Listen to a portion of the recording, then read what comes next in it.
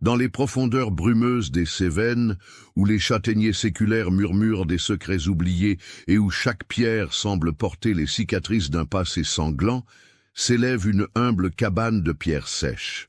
L'année 1835 pèse lourdement sur ces montagnes protestantes, encore imprégnées du sang des Camisards martyrs. Le vent d'automne siffle entre les branches dénudées, portant avec lui l'odeur âcre de la tourbe et des feuilles mortes qui jonchent le sol comme un linceul naturel. Pierre Laurent, 20 ans à peine, se dresse devant cette demeure familiale qui ressemble davantage à une prison qu'à un foyer. Ses cheveux noirs, emmêlés par des semaines sans soin, encadrent un visage émacié où brillent 2 yeux d'un bleu troublant. Des yeux qui semblent voir au-delà du monde tangible dans des dimensions que seuls les damnés peuvent entrevoir. Ses mains, calleuses par le travail de la terre ingrate, tremblent légèrement tandis qu'il serre les poings, luttant contre les visions qui l'assaillent depuis l'enfance. La cabane Laurent s'accroche au flanc de la montagne comme une verrue sur la peau rugueuse de la terre. Construite avec les pierres brutes arrachées aux entrailles du sol cévenol, elle ne compte que 3 pièces exiguës où s'entasse une famille rongée par la misère et les secrets. Les murs suintent d'humidité permanente et les rares fenêtres, obstruées par des volets de bois vermoulu, ne laissent filtrer qu'une lumière blafarde qui donne à l'intérieur des airs de caverne maudite. « Pierre, viens ici immédiatement !» La voix de Marguerite Laurent transperce l'air matinal comme une lame rouillée. Cette femme de 45 ans règne sur sa famille avec une autorité despotique qui glace le sang. Son visage, buriné par les intempéries et durci par des années d'amertume, porte les stigmates d'une beauté depuis longtemps fanée. Ses yeux gris acier ne connaissent ni pitié ni tendresse, seulement une froide détermination à maintenir son emprise sur chaque membre de sa famille. Pierre tressaille à l'appel de sa mère, ses muscles se contractant involontairement sous l'effet d'une terreur ancestrale. Depuis l'enfance, cette voix résonne dans ses cauchemars comme le grondement d'une tempête annonciatrice de malheur. Il pénètre dans la cabane, ses pieds nus effleurant le sol de terre battue qui exhale une odeur de moisie et de sueur humaine. L'intérieur de la demeure ressemble à l'antre d'une sorcière. Des herbes séchées pendent aux poutres noircies par la fumée, dégageant des parfums âcres qui font tourner la tête. Dans un coin, son père, Jean-Baptiste Laurent, est recroquevillé sur un tabouret de bois vermoulu. Cet homme de 50 ans, autrefois fier paysan cévenol, n'est plus que l'ombre de lui-même.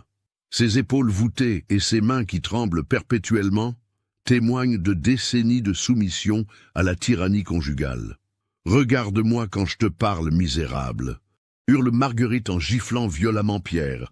La claque résonne dans la pièce exiguë comme un coup de fouet. « Tu crois que tu peux traîner dehors pendant que ta famille se tue à la tâche ?»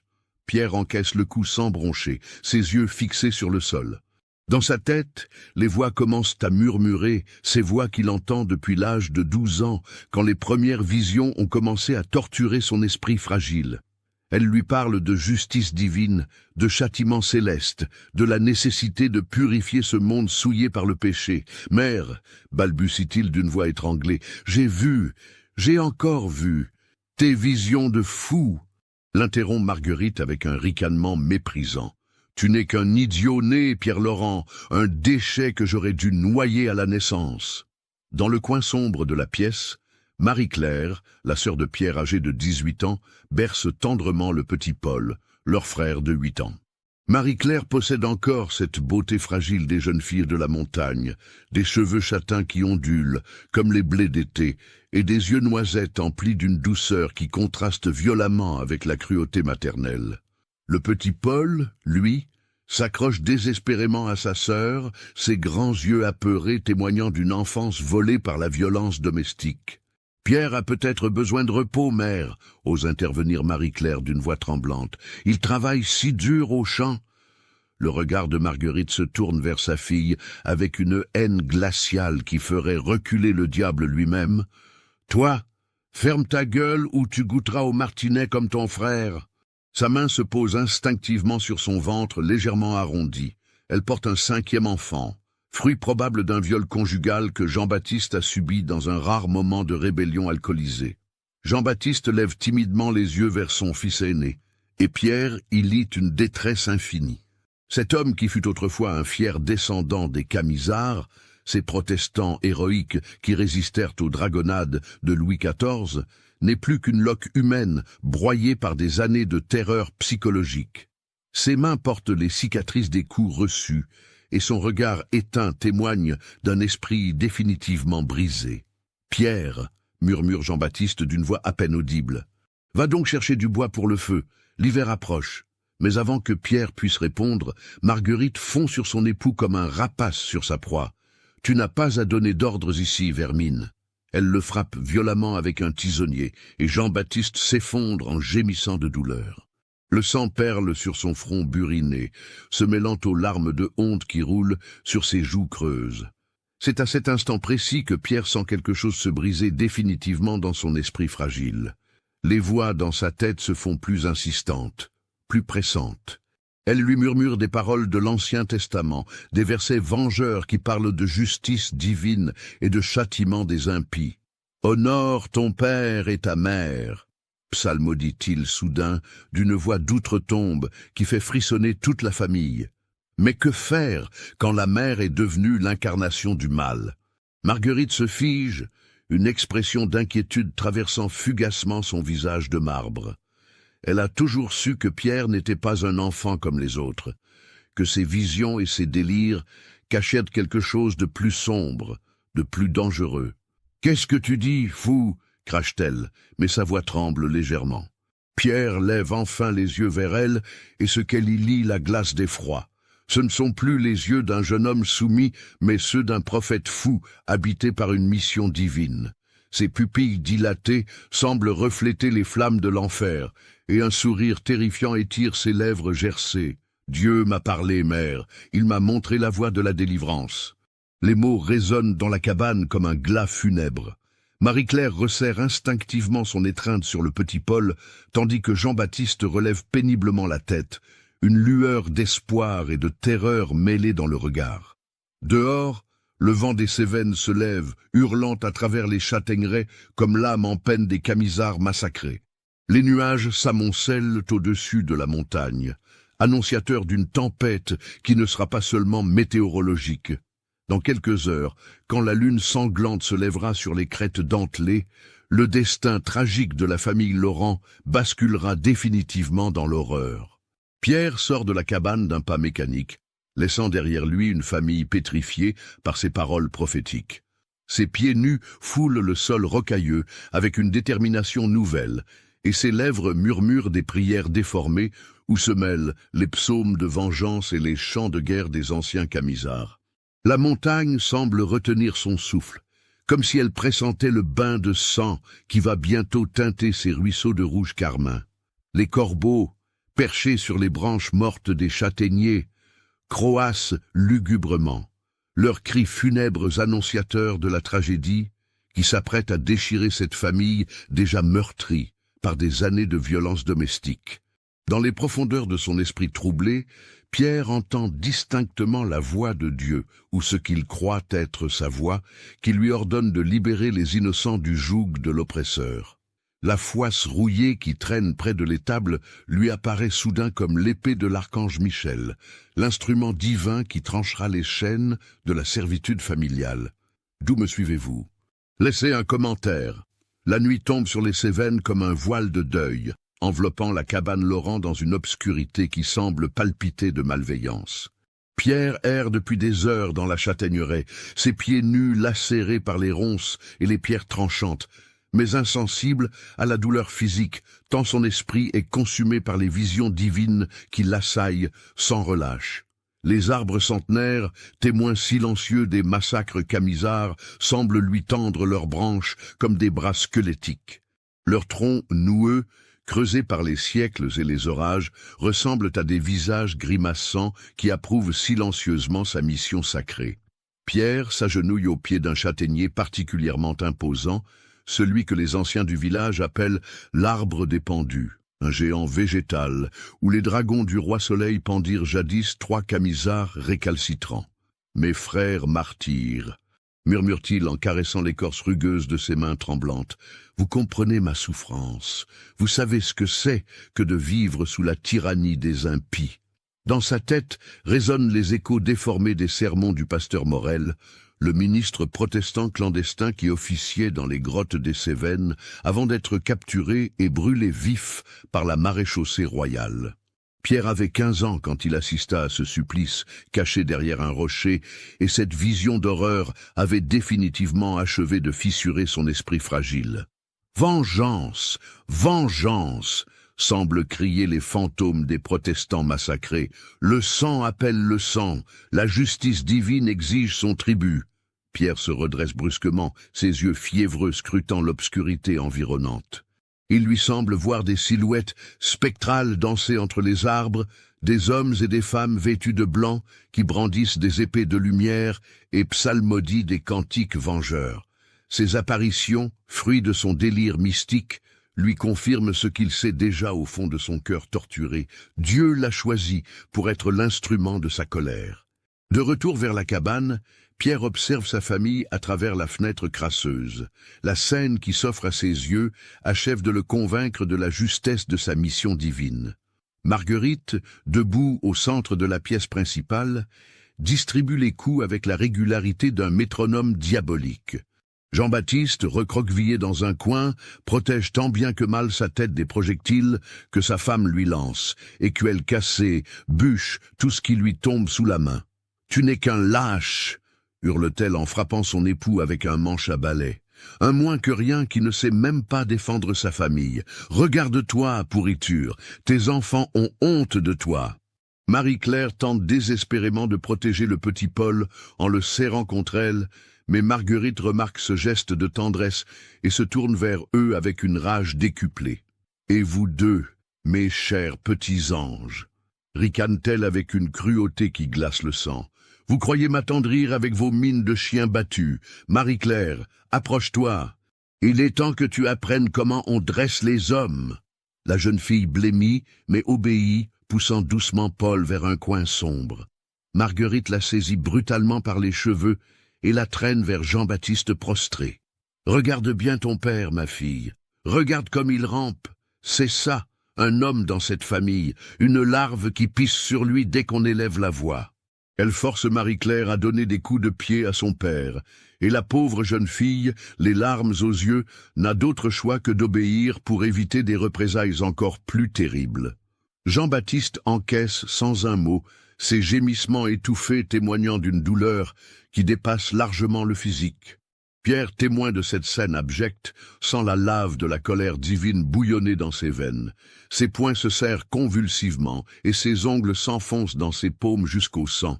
Les voix dans sa tête deviennent assourdissantes, réclamant justice avec une véhémence qui fait vibrer chaque fibre de son être torturé. Maintenant, Pierre, le moment est venu. Dieu te donne sa bénédiction. Il se dirige vers l'étable d'un pas d'automate, guidé par une force qui le dépasse. Là, suspendu à un clou rouillé, l'attend la faux qui servait jadis à son grand-père pour faucher les blés. L'outil, négligé depuis des mois, a pris une teinte rougeâtre sous l'effet de la rouille, comme s'il était déjà baptisé dans le sang des futures victimes. Pierre saisit le manche de bois vermoulu et immédiatement, une décharge électrique semble parcourir son bras. L'arme vibre dans sa main comme un serpent impatient de mordre, et sa lame émoussée réfléchit faiblement la lueur blafarde de la lune qui perce enfin la couverture nuageuse. « Seigneur, murmure-t-il en levant la faux vers le ciel, faites de moi l'instrument de votre justice. Que ce fer rouillé devienne l'épée de votre colère. » À cet instant précis, la lune se dégage totalement des nuages, baignant la scène d'une lumière rouge sang qui transforme le paysage en décor d'apocalypse. Pierre, debout dans cette clarté démoniaque, ressemble plus à un démon qu'à un instrument divin, ses cheveux noirs collés par la sueur, ses yeux exorbités reflétant la folie, et cette arme primitive brandie vers les cieux comme une offrande au dieu sanguinaire. Les hurlements de Marguerite parviennent jusqu'à lui, portés par le vent glacial de la montagne. Elle vient de découvrir que Marie-Claire a caché un morceau de pain pour le donner secrètement à Paul, et sa fureur atteint des sommets inégalés. « Voleuse !» Traîtresse, vocifère-t-elle en frappant sa fille avec une violence inouïe. Tu oses voler la nourriture de ta mère enceinte pour donner à cette larve? Marie-Claire s'effondre sous les coups, son visage se couvrant rapidement d'ecchymoses violacées. Le petit Paul, terrorisé, se réfugie sous la table branlante. Ses sanglots étouffés, déchirant le cœur de quiconque, auraient encore une once d'humanité. Mais ce qui achève de faire basculer Pierre dans la folie meurtrière, c'est la réaction de Jean-Baptiste. Au lieu de défendre ses enfants, l'homme brisé se contente de détourner le regard, incapable de la moindre résistance face à la tyrannie conjugale. Cette lâcheté, cette abdication totale de son devoir paternel, résonne dans l'esprit dérangé de Pierre comme la confirmation ultime que sa famille est au-delà de tout salut terrestre. Il faut les libérer, psalmodie-t-il en avançant vers la cabane, la faux traînant derrière lui dans la poussière, les libérer de cette prison de chair et de souffrance, les envoyer vers la paix éternelle du Seigneur. Ses pas résonnent sourdement sur les pierres du seuil, et chaque battement de son cœur déréglé sonne comme un tambour de guerre dans sa poitrine. Les visions mystiques se mêlent désormais à la réalité, créant un kaléidoscope hallucinatoire où les murs de la cabane semblent suinter du sang et où les ombres dansent au rythme de ses délires prophétiques. À travers la fenêtre, il voit Marguerite lever la main pour frapper encore, et cette image se fige dans son esprit comme un tableau accusateur. C'est l'instant que Dieu a choisi, l'instant parfait où la justice divine peut enfin s'abattre sur cette famille maudite pour la purifier par le feu et l'acier.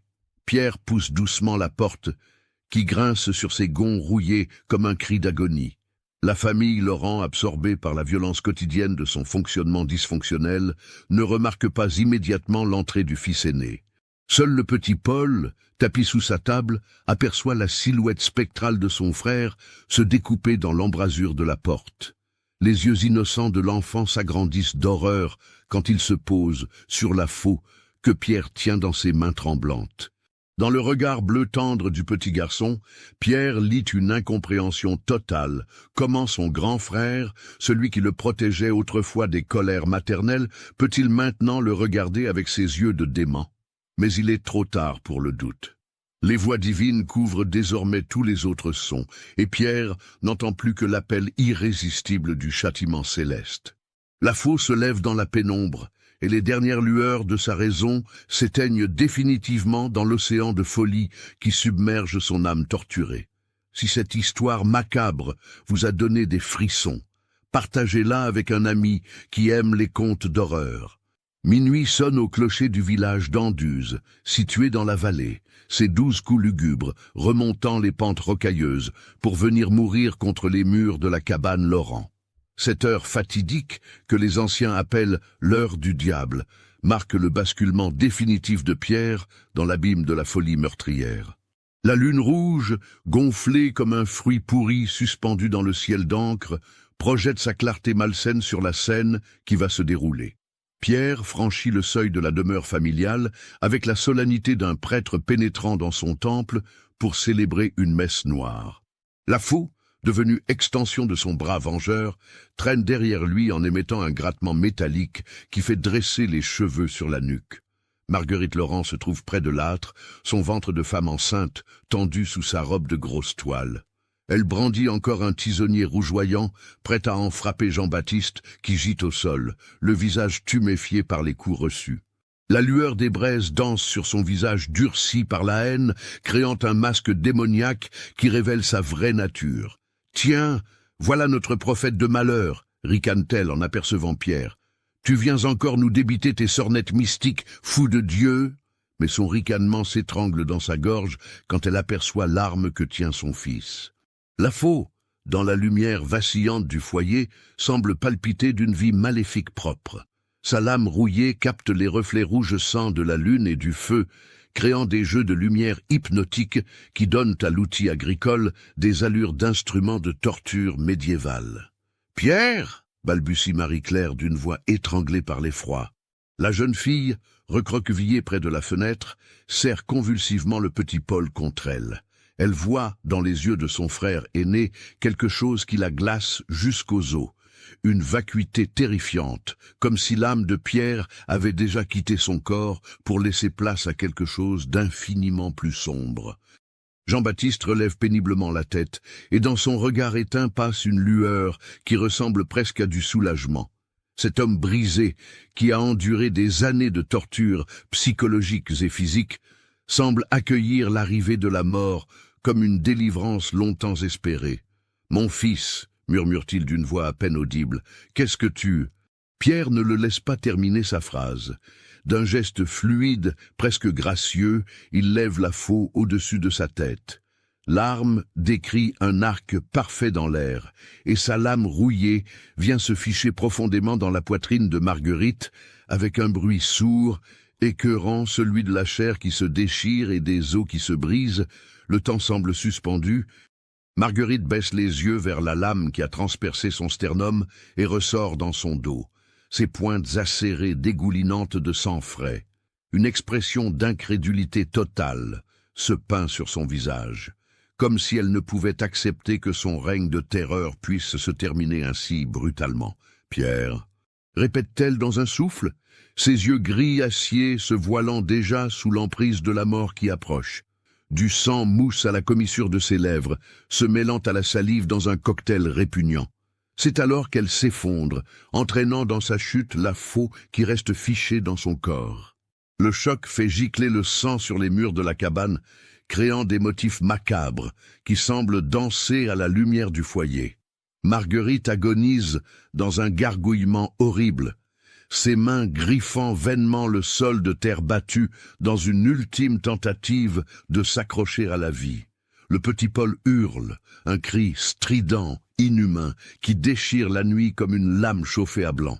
Ce cri d'enfant terrorisé semble réveiller quelque chose dans l'esprit fragmenté de Pierre, une dernière étincelle de lucidité qui lui fait réaliser l'horreur de son geste.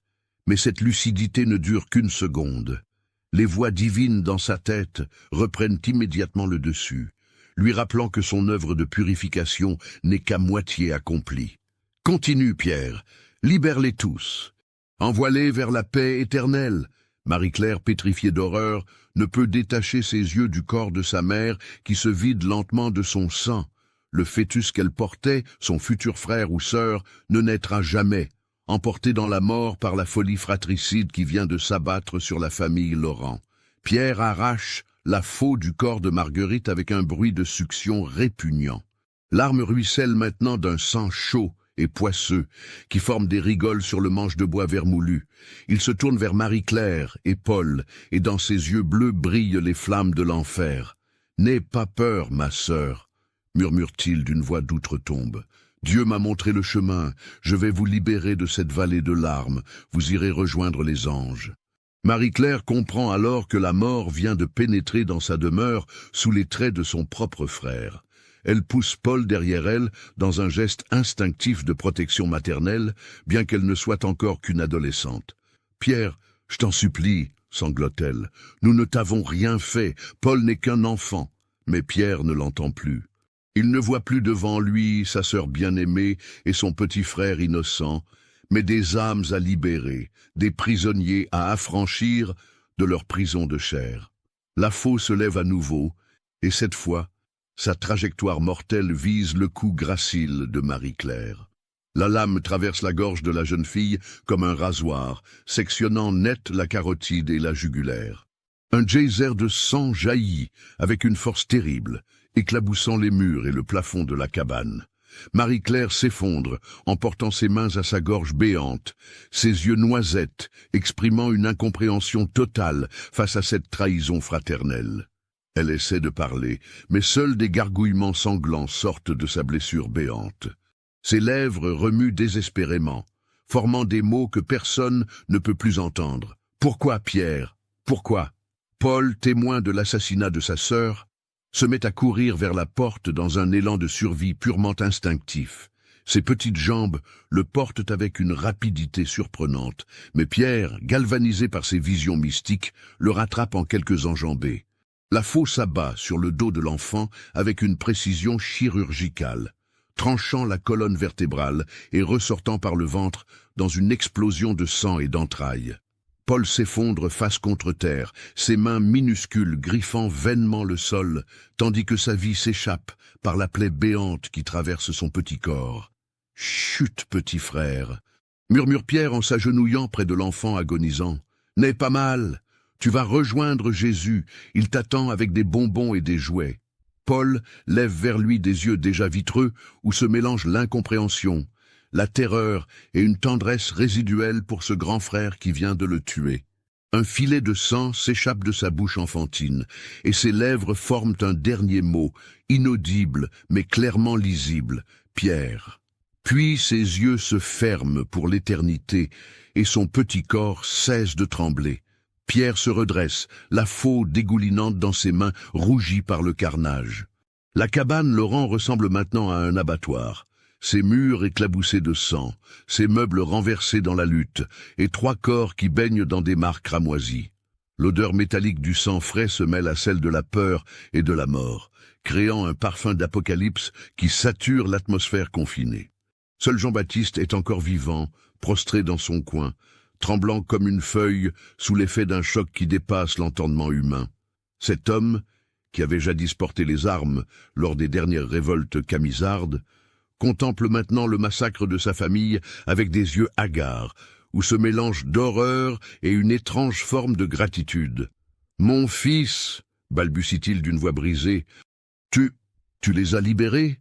Pierre se tourne vers son père et pour la première fois depuis le début du carnage, une lueur d'humanité traverse son regard dément. Il voit cet homme détruit, ce père qui a subi des années d'humiliation, et quelque chose en lui hésite. « Père !» murmure-t-il, la faux encore fumante de sang dans ses mains. « Vous aussi, vous devez être libéré, mais... » Un doute terrible s'insinue dans son esprit fragmenté. Les voix divines se taisent soudain, laissant place à un silence assourdissant qui révèle toute l'horreur de ses actes. Il regarde les corps de sa famille, et la réalité de ce qu'il vient d'accomplir le frappe comme une masse. « Qu'ai-je fait ?» sanglote-t-il en laissant tomber la faux qui résonne sinistrement sur le sol de pierre. « Mon Dieu, qu'ai-je fait ?» Mais Jean-Baptiste, dans un dernier sursaut de lucidité, tend une main tremblante vers son fils. « Non, Pierre, tu as bien fait. Tu nous as tous sauvés. Maintenant, sauve-toi. Pars, cours vers la montagne avant que les gendarmes arrivent. » Les hurlements de Pierre avaient réveillé les Merciers, leurs plus proches voisins vivant à près d'1 kilomètre. Des lanternes dansent déjà dans la nuit, se rapprochant inexorablement de la cabane maudite. Pierre ramasse sa faux et regarde une dernière fois son père. « Pardonnez-moi » murmure-t-il avant de s'élancer dans la nuit. Il court comme un possédé vers les hauteurs des Cévennes, ses pieds nus dérapant sur les pierres humides de rosée. Derrière lui, les cris d'horreur des voisins qui découvrent le massacre déchirent le silence de la montagne. Les morts gisent dans leur sang. Et Jean-Baptiste, seul survivant de ce carnage familial, contemple avec un mélange de soulagement et de désespoir les corps de ceux qui l'ont torturé pendant des décennies. Dans les profondeurs des bois, Pierre entend déjà les chiens de chasse que les gendarmes vont bientôt lancer à sa poursuite. Mais quelque chose d'autre l'attend dans l'obscurité de la forêt, des présences qu'il sent plus qu'il ne les voit, des ombres qui dansent entre les arbres et murmurent des secrets oubliés. Les fantômes des Camisards, réveillés par le sang versé, commencent à se manifester. Pierre n'est plus seulement un fratricide en fuite, il est devenu le catalyseur d'une malédiction ancestrale qui va transformer sa cavale en descente aux enfers. Soutenez notre chaîne en cliquant sur le bouton « Merci » en forme de cœur, afin que nous puissions continuer à vous proposer des histoires aussi sombres et captivantes que celle-ci. Les Cévennes révèlent leur vraie nature dans l'obscurité qui précède l'aube. Un labyrinthe de rochers acérés, de ravins traîtres et de forêts impénétrables où se perdent les âmes en détresse.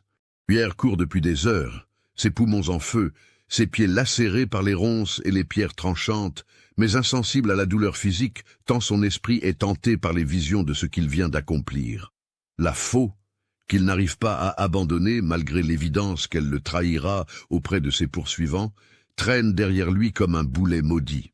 L'arme semble avoir acquis une volonté propre, s'accrochant aux branches, glissant sur les rochers, émettant des bruits métalliques qui résonnent dans la nuit comme autant de rappels de ses crimes. Au loin, les aboiements des chiens de chasse se rapprochent inexorablement. Les gendarmes d'Alès, alertés par les voisins horrifiés, ont organisé une battue avec l'aide des chasseurs locaux. Leurs lanternes ponctuent l'obscurité de points lumineux vacillants, créant un filet de lumière qui se resserre lentement autour du fugitif. Mais ce qui terrifie véritablement Pierre, ce ne sont pas les forces de l'ordre lancées à sa poursuite, ce sont les autres présences qu'il sent rôder autour de lui. Des ombres qui bougent indépendamment des arbres, des murmures qui ne peuvent provenir d'aucune gorge humaine, des regards qu'il perçoit dans son dos sans jamais réussir à en identifier la source. Les camisards morts émergent de leur sommeil séculaire, attirés par le sang versé et la violence qui imprègne maintenant l'aura de Pierre. Ces fantômes de protestants massacrés ne sont pas les esprits bienveillants des légendes pieuses, ce sont des entités rongées par la haine et la soif de vengeance, déformées par des siècles de colère posthume. Pierre s'arrête près d'une source qui jaillit entre les rochers, ses mains tremblantes puisant l'eau glacée pour étancher une soif qui semble moins physique que spirituelle.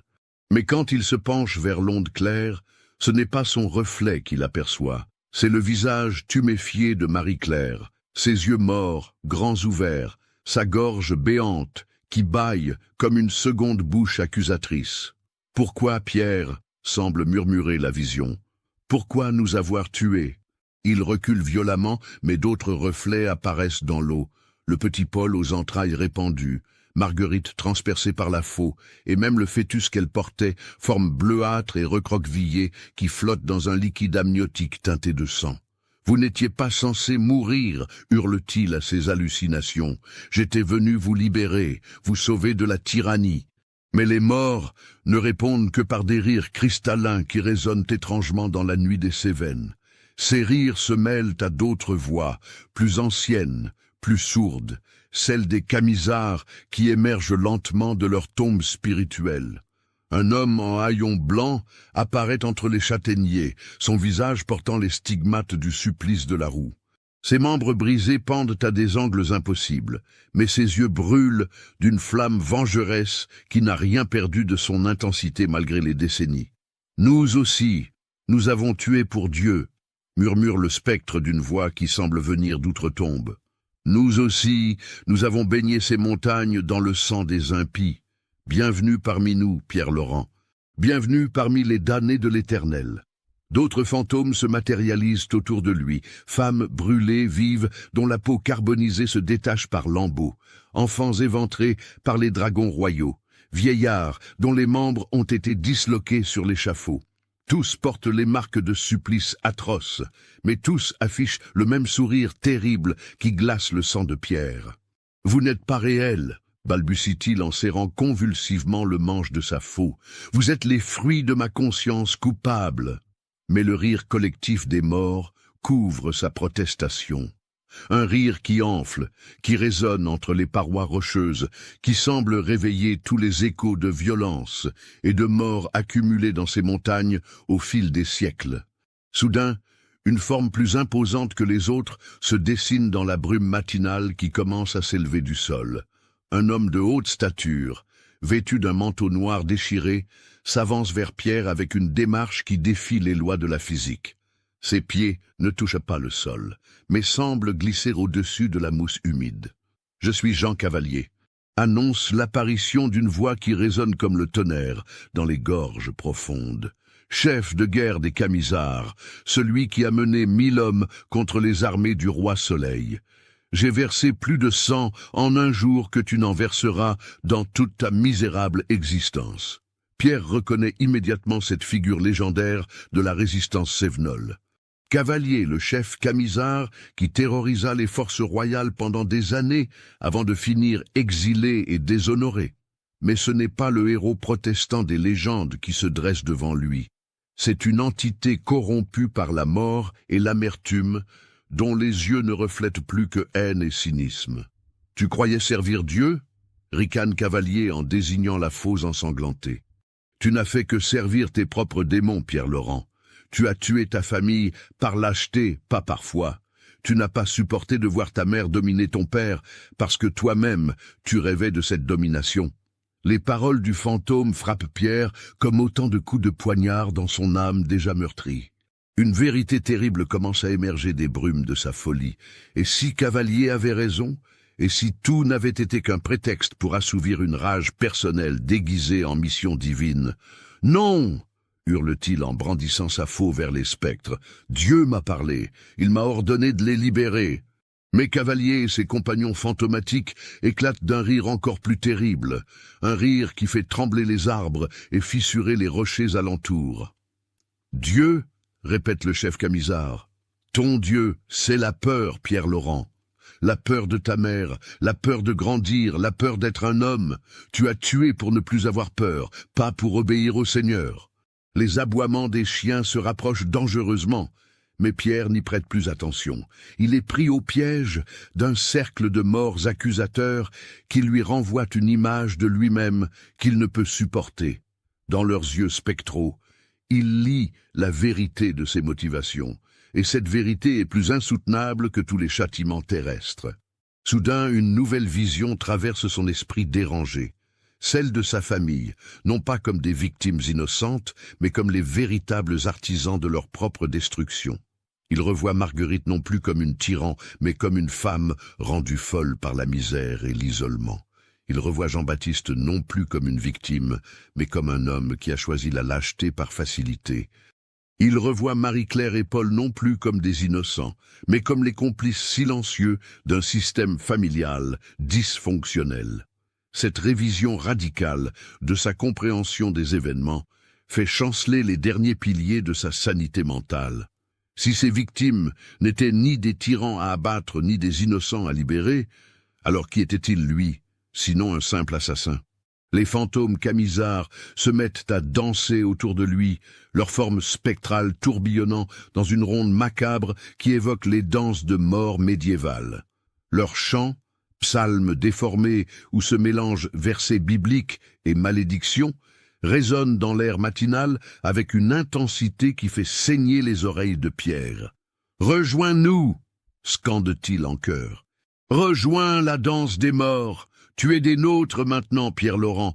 Tu es marqué par le sang innocent. » Pierre sent ses dernières résistances mentales s'effondrer.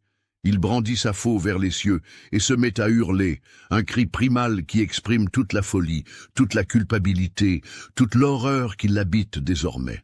C'est à ce moment que les chiens de chasse débouchent de la forêt, suivis de près par une dizaine d'hommes armés de fusils et de lanternes. Le brigadier Marin, un vétéran des campagnes napoléoniennes reconverti dans la gendarmerie, s'arrête net en découvrant la scène qui s'offre à ses yeux.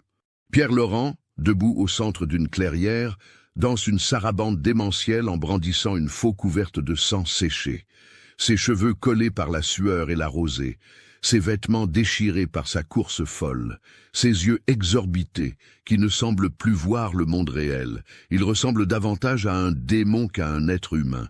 « Mon Dieu !» murmure un des chasseurs. « Regardez dans quel état il est !» Mais le brigadier Marin, homme d'expérience, reconnaît immédiatement les signes de la folie homicide.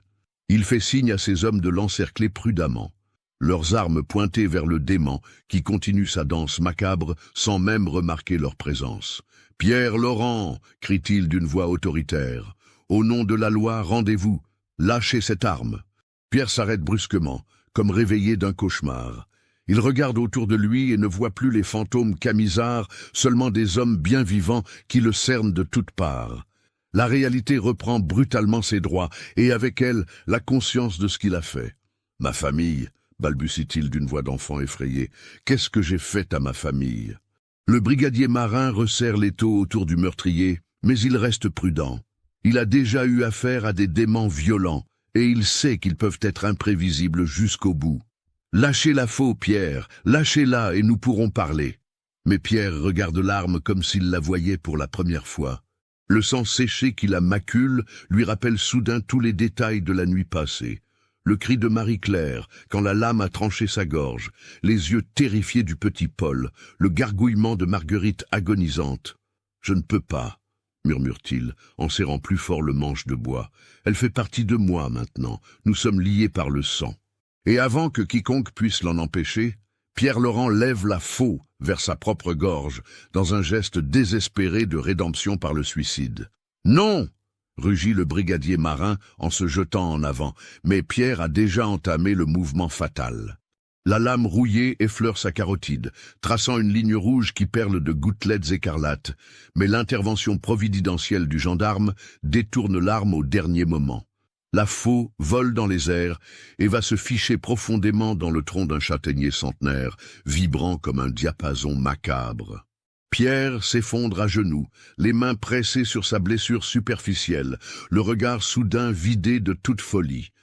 Pour la première fois depuis des heures, ses yeux retrouvent une clarté humaine, une clarté terrible, où se lit l'ampleur de ce qu'il a accompli. « Qu'ai-je fait ?» sanglote-t-il, en se balançant d'avant en arrière comme un enfant traumatisé. « Mon Dieu tout-puissant, qu'ai-je fait à ma famille ?»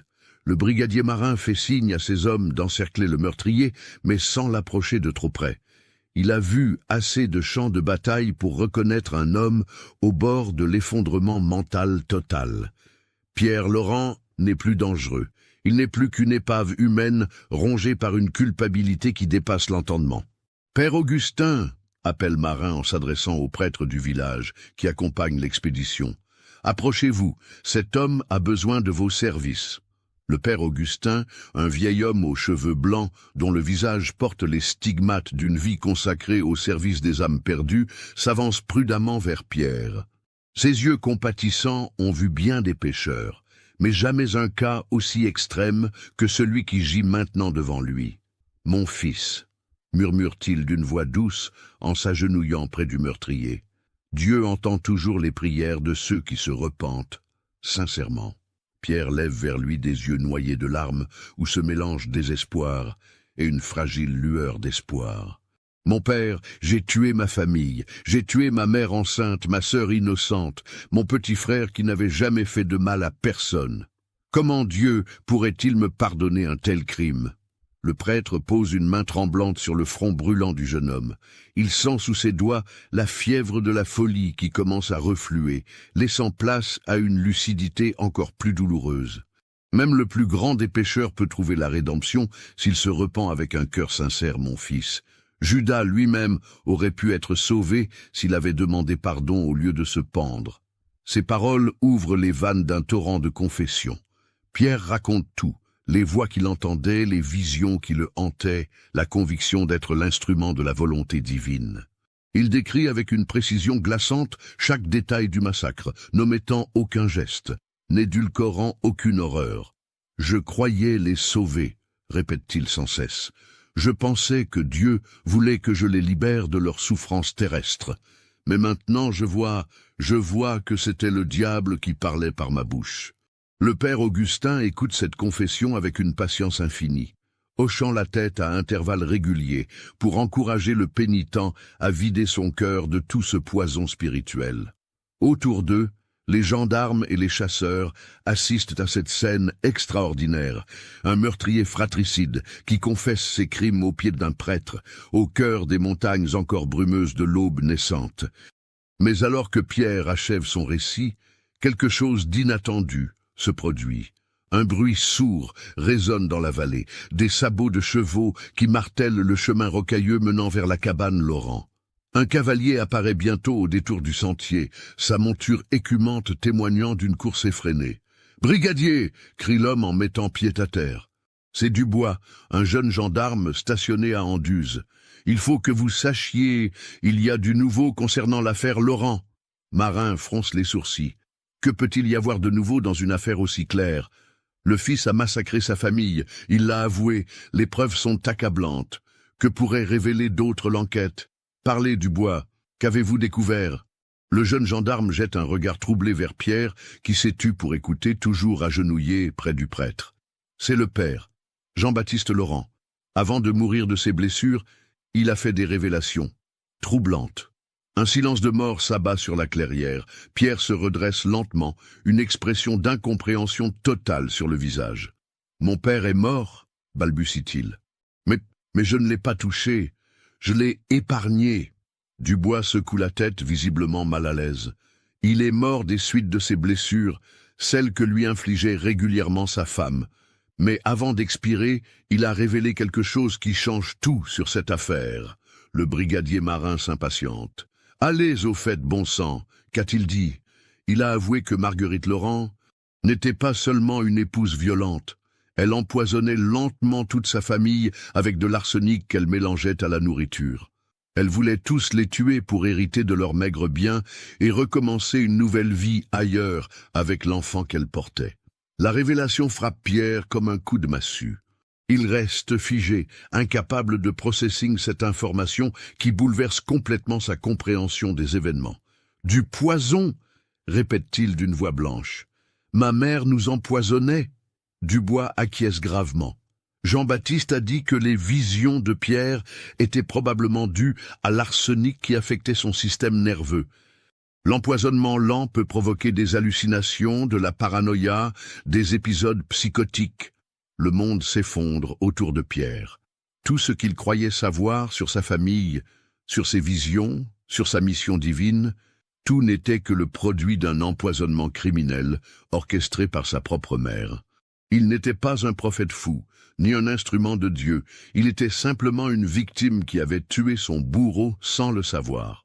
Alors j'avais raison, murmure-t-il, les yeux perdus dans le vague. Elle était vraiment en train de nous tuer? Mais cette révélation, au lieu de l'absoudre, l'accable davantage. Car s'il a effectivement sauvé sa famille d'un empoisonnement lent, il l'a fait en tuant des innocents. Marie-Claire et Paul n'avaient commis aucun crime. Les enfants, sanglote-t-il, en se prenant la tête entre les mains. Les pauvres enfants innocents. Qu'est-ce que j'ai fait? Le père Augustin, bouleversé par cette révélation, place ses deux mains sur les épaules du jeune homme. « Mon fils, écoutez-moi bien. Ce que vous avez vécu dépasse l'entendement humain. Vous étiez empoisonné, votre esprit était malade, vos perceptions déformées. Vous n'étiez pas responsable de vos actes. » Mais Pierre secoue violemment la tête. « Non, mon père, empoisonné ou pas, c'est ma main qui a tenu la faux. C'est moi qui ai tranché la gorge de ma sœur, qui ai éventré mon petit frère. Aucune circonstance ne peut excuser cela. » Il se redresse soudain, une détermination nouvelle dans le regard, non plus la folie destructrice de la nuit passée, mais une résolution douloureuse et lucide. « Je veux payer pour mes crimes. Je veux que justice soit rendue aux innocents que j'ai tués. » Le brigadier Marin échange un regard avec ses hommes. Cette affaire prend une tournure qu'aucun d'eux n'avait anticipée. Ils sont face à un homme qui réclame sa propre condamnation, qui refuse toute circonstance atténuante, qui exige d'être puni pour des crimes commis sous l'emprise d'un poison. « Pierre Laurent, dit solennellement Marin, au nom de la loi, je vous arrête pour le meurtre de Marguerite Laurent, Marie-Claire Laurent et Paul Laurent. Vous serez jugé devant la cour d'assises du Gard. » Pierre tend ses poignets sans résistance, acceptant les chaînes comme une pénitence méritée. Mais alors que les gendarmes s'apprêtent à l'emmener, il se tourne une dernière fois vers la faux plantée dans l'arbre. « Laissez-la là, dit-il d'une voix étrangement sereine, qu'elle reste fichée dans cet arbre comme un monument à ma folie. Que les voyageurs qui passeront ici se souviennent qu'un homme peut commettre le pire des crimes en croyant accomplir le bien. » Le cortège se met en marche vers la vallée, laissant derrière lui la faux maudite qui se dresse comme une croix de fer rouillée dans l'écorce du châtaignier centenaire. Le soleil perce enfin les nuages, illuminant de ses rayons dorés cette scène de désolation où la justice humaine tente de démêler les chevaux complexes de la folie, du crime et de la rédemption. 3 mois plus tard, Pierre Laurent comparaît devant la cour d'assises de Nîmes. Son procès fait sensation dans tout le Languedoc. L'histoire de ce jeune paysan qui massacra sa famille sous l'emprise d'un poison défraye la chronique et divise l'opinion publique. Les uns y voient un monstre qui mérite la guillotine, les autres une victime des circonstances qui devrait bénéficier de l'indulgence. Pierre refuse obstinément de plaider l'irresponsabilité. Face au juge, il maintient sa culpabilité avec une constance qui impressionne même ses ennemis. Quand l'avocat commis d'office tente d'invoquer l'empoisonnement à l'arsenic comme circonstance atténuante, Pierre l'interrompt d'une voix ferme. Monsieur le Président, je ne veux pas d'excuses. J'ai tué 3 membres innocents de ma famille. Marie-Claire et Paul n'avaient rien fait pour mériter la mort. Même si ma mère nous empoisonnait, même si j'étais malade, rien ne peut justifier ce que j'ai fait. Je demande que justice soit rendue. Cette attitude droite et digne, dans l'acceptation de sa culpabilité, touche profondément l'assistance. Même le procureur, venu requérir la peine de mort, hésite devant ce jeune homme qui semble avoir trouvé une forme de paix dans l'acceptation de son châtiment. Le jury délibère pendant 6 heures. Quand il revient, le président de la cour d'assises annonce d'une voix solennelle « Pierre Laurent, la cour vous reconnaît coupable du meurtre de Marie-Claire Laurent et Paul Laurent avec circonstances atténuantes en raison de votre état mental altéré par l'empoisonnement. Vous êtes condamné aux travaux forcés à perpétuité. » Pierre accueille le verdict sans broncher. Pas de peine de mort. Il vivra avec le poids de ses crimes, et cette perspective lui semble plus terrible et plus juste que la guillotine. On l'emmène vers le bagne de Toulon, où il passera le reste de ses jours à expier ses fautes dans le labeur et la prière. Mais avant de quitter les Cévennes pour toujours, il demande une dernière grâce, retourner sur les lieux du drame pour se recueillir sur la tombe de ses victimes. La cabane Laurent a été rasée, et sur son emplacement s'élève maintenant une simple croix de bois où sont gravés les noms de Marie-Claire et Paul. Pierre s'agenouille devant ce mémorial de fortune, et pour la première fois depuis le massacre, ses yeux se remplissent de larmes sincères. « Pardonnez-moi » murmure-t-il en posant ses mains enchaînées sur la croix. « Je vous ai envoyé vers Dieu par un chemin que vous ne méritiez pas. Priez pour mon âme damnée, mes chers frères et sœurs. Priez pour que je trouve un jour la paix que je vous ai refusée. » Un vent doux souffle dans les châtaignes, faisant bruisser les feuilles comme un murmure d'absolution. Pierre se relève, le cœur un peu moins lourd. Il n'obtiendra jamais le pardon de ses victimes, mais il a trouvé quelque chose de précieux dans cette acceptation totale de sa culpabilité, une forme de dignité retrouvée, une possibilité de rédemption par la souffrance assumée. Quand le fourgon cellulaire s'ébranle vers Toulon, Pierre jette un dernier regard vers la faux toujours plantée dans le châtaignier. L'arme a rouillé sous les intempéries, se fondant peu à peu dans l'écorce de l'arbre, comme si la nature elle-même cherchait à effacer les traces de cette nuit maudite. Au bagne de Toulon, Pierre Laurent devient le détenu Unonero 2847.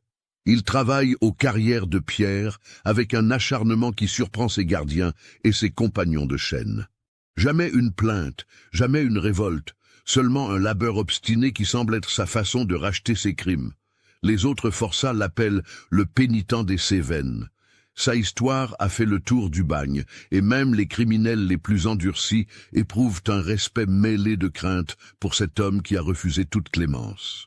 Il passe ses soirées à prier et à écrire, des lettres qu'il n'enverra jamais, adressées à ses victimes, où il leur raconte sa vie de bagnard comme une longue expiation. 15 ans plus tard, en 1850, Pierre Laurent s'éteint d'une pneumonie contractée dans l'humidité des carrières. Il meurt en prononçant les noms de Marie-Claire et Paul, emportant avec lui le secret d'une rédemption que lui seul pouvait mesurer. On l'enterre dans la fosse commune du cimetière de Toulon, sans croix ni épitaphe. Mais les détenus qui l'ont connu gardent longtemps le souvenir de cet homme étrange qui avait trouvé dans l'acceptation totale de sa culpabilité une forme de sainteté inversée. Dans les Cévennes, la légende de Pierre Laurent grandit avec les années. Les paysans racontent que certaines nuits de brouillard, on peut encore entendre ces cris de repentir résonner entre les châtaigneraies. La faux plantée dans l'arbre devient un lieu de pèlerinage macabre. Les mères y emmènent leurs enfants désobéissants pour leur montrer où peut mener la folie. Mais avec le temps, l'arbre grandit autour de l'arme, l'engloutissant peu à peu dans son tronc jusqu'à ce qu'elle disparaisse complètement. Seule demeure une cicatrice dans l'écorce, trace indélébile d'une nuit où un homme crut entendre la voix de Dieu, mais n'entendit que ses propres démons. L'histoire de Pierre Laurent s'achève ainsi, non dans le fracas d'une exécution publique, mais dans le silence d'une cellule de bagnard où un meurtrier repentant chercha jusqu'à son dernier souffle la paix qu'il avait refusée à ses victimes. Une histoire qui rappelle que la frontière entre le bien et le mal, entre la foi et la folie, entre la justice et la vengeance, reste parfois tragiquement floue dans le cœur troublé des hommes. Et dans les archives du tribunal de Nîmes, le dossier Laurent, Pierre, triple homicide, 1835, continue de fasciner les criminologues et les historiens. Témoignage éternel d'une époque où la misère, l'isolement et le fanatisme religieux pouvaient transformer un jeune paysan en monstre, puis en martyr de sa propre conscience. Les Cévennes ont gardé la mémoire de cette tragédie familiale, l'inscrivant dans leur longue histoire de violence et de rédemption. Car ces montagnes qui ont vu couler tant de sang au nom de Dieu savent mieux que quiconque que la voie vers le salut passe parfois par les chemins les plus sombres de l'âme humaine. Qu'avez-vous pensé de l'histoire? Laissez votre commentaire ci-dessous et partagez vos réflexions sur ce cas terrifiant. Envie d'autres histoires d'horreur mêlant histoire et mystère? Abonnez-vous, activez la cloche de notification et partagez avec ceux qui aiment le côté obscur de l'humanité. À bientôt pour le prochain cauchemar. 150 ans après la tragédie Laurent, un randonneur découvre dans une clairière des Cévennes un châtaignier centenaire dont le tronc porte une étrange cicatrice métallique. Intrigué, il contacte les services archéologiques qui procèdent à une fouille minutieuse du site. Sous les racines de l'arbre, ils exhument les fondations de l'ancienne cabane Laurent ainsi que des ossements humains, les restes de Marguerite, Marie-Claire et Paul, inhumés à la hâte par les autorités de l'époque. L'analyse toxicologique révèle des traces significatives d'arsenic dans les os de toute la famille, confirmant ainsi les dernières révélations de Jean-Baptiste. Cette découverte relance l'intérêt pour l'affaire Laurent. Des historiens spécialisés dans la criminalité du XIXe siècle entreprennent des recherches approfondies qui révèlent de nouveaux éléments troublants. Dans les archives paroissiales d'Anduze, ils découvrent que Marguerite Laurent, née Marguerite Fabre, était la fille d'un apothicaire déchu qui avait enseigné à sa fille les propriétés des poisons. Plus troublant encore, ils établissent que Marguerite avait déjà été mariée avant d'épouser Jean-Baptiste. Son premier époux, un fermier prospère de la vallée, était mort dans des circonstances suspectes après avoir rédigé un testament en sa faveur. Les symptômes décrits par le médecin de l'époque correspondent parfaitement à un empoisonnement chronique à l'arsenic. Ces révélations posthumes jettent un éclairage nouveau sur la personnalité de Marguerite Laurent. Loin d'être seulement une épouse violente rendue folle par la misère, elle apparaît comme une empoisonneuse en série qui utilisait ses grossesses pour attendrir ses victimes avant de les tuer lentement pour hériter de leurs biens. Le cas Pierre Laurent devient ainsi un exemple d'école pour les criminologues modernes, un homme qui commit un acte monstrueux, mais qui était lui-même victime d'un crime plus subtil et plus pervers. Sa folie meurtrière, ses visions mystiques, sa conviction d'agir au nom de Dieu, tout cela n'était que le produit d'un empoisonnement calculé, orchestré par sa propre mère. Cette découverte pose des questions éthiques troublantes sur la notion de responsabilité criminelle. Pierre Laurent était-il un meurtrier ou une victime? Sa condamnation était-elle juste? Son refus des circonstances atténuantes était-il noble ou stupide? Les débats font rage dans les universités de droit et les facultés de médecine. Certains voient en Pierre Laurent un héros tragique qui accepta de payer pour des crimes qu'il n'avait pas choisi de commettre. D'autres y voient un faible d'esprit qui utilisa l'empoisonnement comme prétexte pour assouvir des pulsions meurtrières refoulées. Mais au-delà de ces polémiques d'experts, l'histoire de Pierre Laurent continue de fasciner le grand public. Elle rappelle que derrière chaque fait divers se cache souvent une tragédie humaine complexe où s'entremêlent misère sociale, folie, manipulation et recherche désespérée de rédemption. Dans les Cévennes, le site de l'ancienne cabane Laurent est devenu un lieu de mémoire discret. Une plaque sobre rappelle le drame qui s'y déroula, mais sans porter de jugement sur ses protagonistes. Car cette terre, qui a vu tant de violence au fil des siècles, sait que la justice humaine reste toujours imparfaite face à la complexité des passions et des souffrances qui agitent le cœur des hommes. Et parfois, quand le brouillard monte de la vallée et enveloppe la montagne de son linceul blanc, les habitants du pays prétendent encore entendre, portés par le vent, une voix qui implore le pardon, celle de Pierre Laurent, le pénitent des Cévennes, qui continue dans l'au-delà sa quête impossible d'expiation. L'histoire macabre de Pierre Laurent s'achève ainsi, non sur une leçon de morale simpliste, mais sur une interrogation éternelle. Jusqu'où peut aller la manipulation d'un esprit fragile et comment distinguer le mal subi du mal commis quand les deux s'entremêlent inextricablement dans une même destinée brisée? Cette question continue de hanter les Cévennes, terre de mémoire où chaque pierre garde le souvenir des passions humaines dans ce qu'elles ont de plus noble et de plus terrible. Car c'est là, dans ces montagnes rudes et sauvages, que se révèle le mieux la vérité sur l'âme humaine, capable du pire comme du meilleur, souvent dans le même élan, toujours à la recherche d'une rédemption qui lui échappe sans cesse. Note historique. Cette histoire, bien que fictive, s'inspire de faits divers authentiques du XIXe siècle français. Les empoisonnements familiaux à l'arsenic étaient malheureusement fréquents à cette époque, et les troubles mentaux induits par cette substance expliquent de nombreux crimes restés mystérieux. L'affaire Pierre Laurent, si elle avait été réelle, illustrerait parfaitement les limites de la justice pénale face à des cas où victimes et bourreaux se confondent dans une même tragédie humaine.